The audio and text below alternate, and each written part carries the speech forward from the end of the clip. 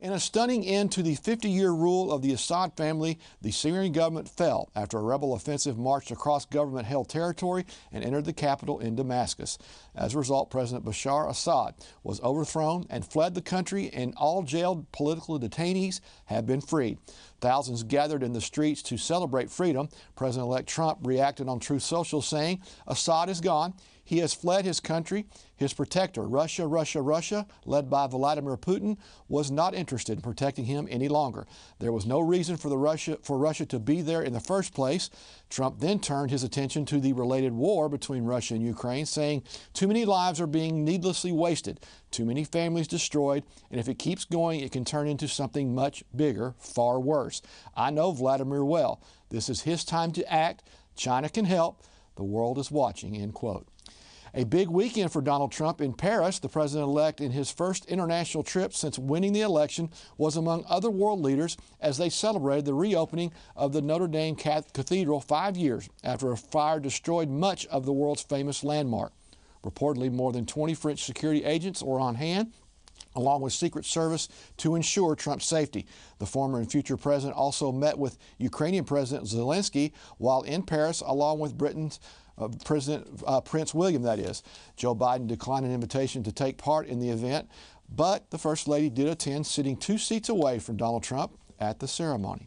Let's go to the headline of the weekend. Syrian government has fallen as Assad flees to Russia. Many Americans do not realize we have troops in Syria, and we conducted airstrikes this weekend. Syria has chemical weapons and now a terrorist overthrowing that government. What could go wrong there?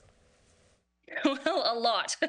Again, here's another situation where the American people don't quite understand, as you just said, what is going on in this environment. They've been propped up by Hezbollah, propped up by Russia for so many years, with the U.S. getting in there, and we do have people there. It's a really volatile environment right now. And the scariest part, Greg, and what we really need to be paying attention to just right now, is who's going to come into power at this time. We've got different factions fighting, some scarier than others with different capabilities, and they're all going to be vying for control of Syria right now. So this is the place we've got to really manage carefully, and I think Trump's going to do a great job of keeping the U.S. out of it, but making sure that, ISIS doesn't crop back up in the area and take over. Now, you mentioned Trump. He just returned to the world stage with the reopening of the Notre Dame Cathedral. Social media and the press focused on Trump dominating the French president with a handshake. Do you see this as dominating, or maybe he attended too many MMA fights? Your thoughts?